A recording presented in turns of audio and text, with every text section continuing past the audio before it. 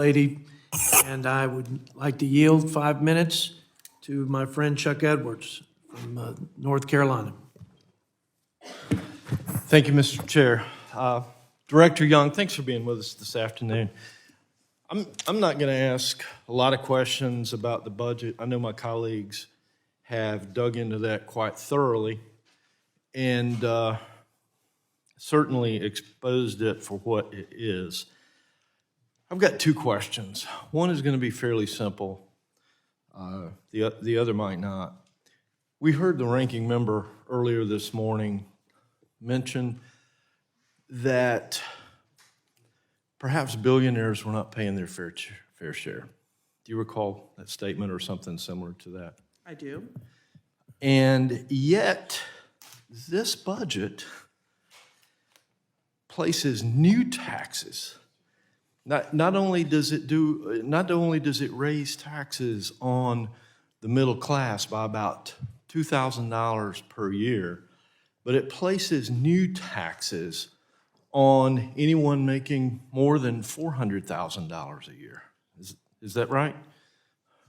Yes, including to extend Medicare, but not on middle-class families. Middle-class families don't make $400,000. Okay, so let's talk about that for just a minute. If our concern is with billionaires, why was $400,000 the number that was chosen to draw a line and add a new tax bracket? Congressman, I think, and I don't want to speak for the ranking member, but I will speak for the budget. One tax proposal to raise revenue is a billionaire tax. It also deals with hundreds of millionaires. That's one. Another goes after large corporations, not taking their tax rate back to 35% before the 2017 tax cuts, but to 28%. So I think we were talking about one particular focus, which was what we call the billionaire tax.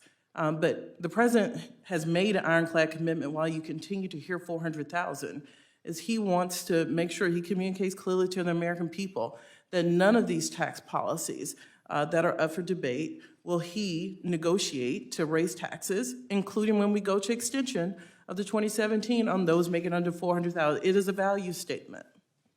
But it does raise taxes on farmers and small businesses that might make $400,000. And I think that you hit the nail on the head when you said that the intent of this, and I think this is most conservatives' problem, is to raise revenue. To raise revenue that I know my colleagues have pointed out that this government, this body should not be spending. Are you aware, are you a small business or a farmer? I am not either, just a child and grandchild of one. Are you aware that folks in those positions that grow our country's food, that provide jobs for Americans, do not have a regular income? They don't make $400,000. Even if they make $400,000, they don't make it from year to year to year.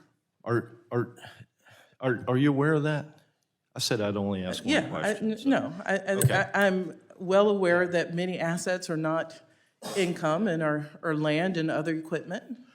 So I've asked one of my two questions. I'm going to try to keep it to two, but I do have some comments that I'm going to ask you a question about in just a minute, because you and I here are both messengers.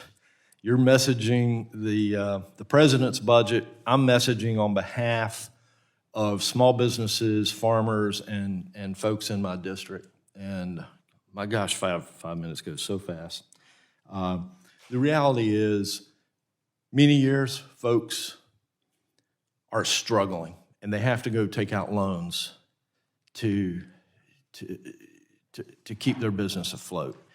And to draw a line at $400,000, because everybody is looking for that breakout year, to draw a line at $400,000 is punitive to those folks for accomplishing what they want to, which is to have that breakout year. And after businesses and small farms have gone through what they've gone through, and let's run through that real quick, after enjoying the strongest economy ever under the Trump administration, They were hit with a pandemic. Many of them were forced to close. They were hit with inflation. The correction for the inflation was that interest rates needed to be raised. Now they're paying more on their debt in addition to the items that they were hit on inflation. And now they're being told that they're not doing their fair part, their part, that they're not paying their fair share.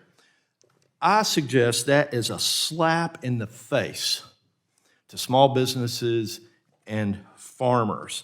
And it cripples growth, it stalls our economy, and it limits the possibilities for our American workforce. And my question is, as a messenger, would you take that back to the president? I will, but if I can, Mr. Chairman, I know we're over time. Please. With regard to American farmers, and I feel strongly about this, and I've talked to Secretary Vilsack, as you know, he's done this a long time, so I'm privileged to be able to serve with him in the cabinet. You know, we've got to do something where only 10% of farmers make money in this country. What can we do to make sure these family farmers stay around? So you have my commitment.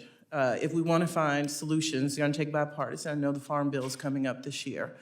What can we do to make sure these family farmers stay around? So I commit to working with you and others, as Secretary Vilsack and others, look at how to reauthorize the Farm Bill coming up this year.